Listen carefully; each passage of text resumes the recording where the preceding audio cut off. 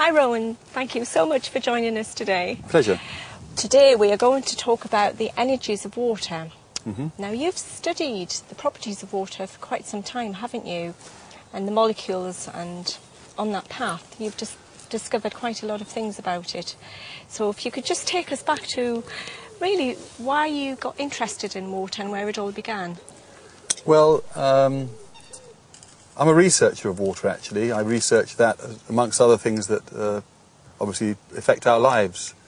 I'm a chef by trade, trained in the 80s, and I went travelling in Asia for a number of years, and through that realised how important water is for our own health, for our well-being. As around the world, some families have to travel many kilometres, if not sometimes further, to collect a good source of water. In some countries, soft drinks are more expensive, cheaper, than bottled water. So I realised the importance of water just through travelling. When I returned in 1997, I met some old friends from previous to my travels, and they introduced me to a device which had a very definite effect on drinking water.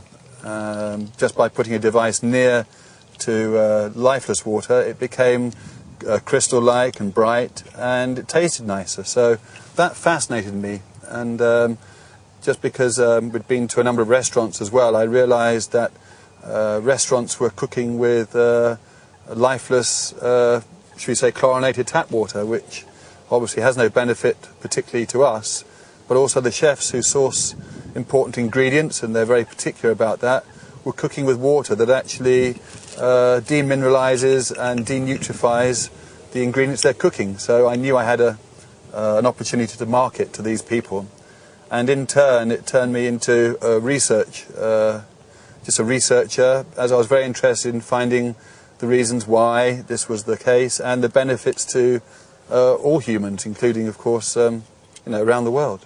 Now you say that you discovered these devices. Is this what you call the Tesla plates? If you could explain about those?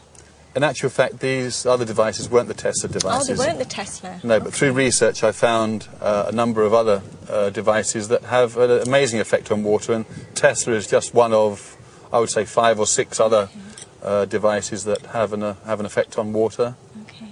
So what were the other devices? Can you share the one that I was just speaking about was a device based on Victor Schauberger's findings.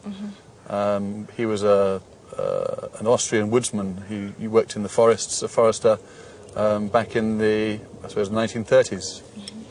Mm-hmm. He based those devices on implosion, and implosion is one of the major forces driving nature itself. Can you explain about implosion in water? Well, implosion happens in nature itself. It works within us as well. Implosion is the opposite to explosion. So rather than it going outwards, the motion goes inwards. So it's an inwards motion. And if you know the shape of a vortex, mm-hmm. or animal horns, or seashells, or snail shell, even our DNA is that imploded style helix shape. Yes. And of course that attaches to everything on the planet. But Victor Schauberger, he realised through his own viewing of nature how everything is connected to the spiral shape. Are we talking about fractals here? No, fractals are, fractals are a similar shape to a spiral, but not exactly, no. Mm.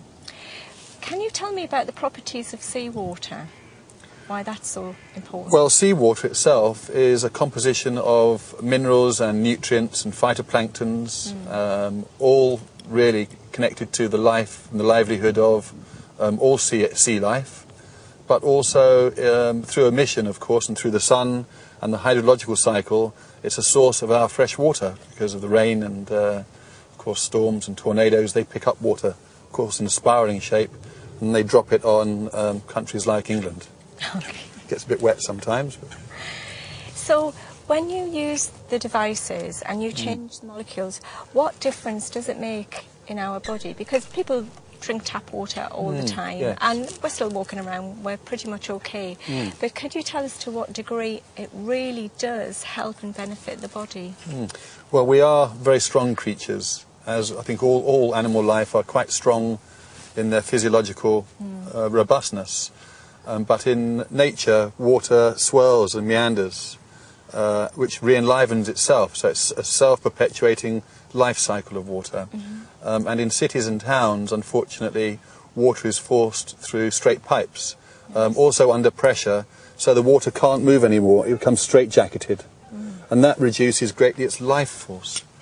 Also, as it arrives at the places where we live and where we work, where we consume water, unfortunately, it's also affected by electricity cables, cable TV, telephone lines, gas as well, probably in some way. So all of these have a detrimental effect on the quality of water. So as we ingest where water has been affected in this way, obviously reduces our life force as well, because ingesting a lifeless substance is obviously slightly detrimental for us always, whereas having a substance which is enlivened obviously enlivens us to our own benefit.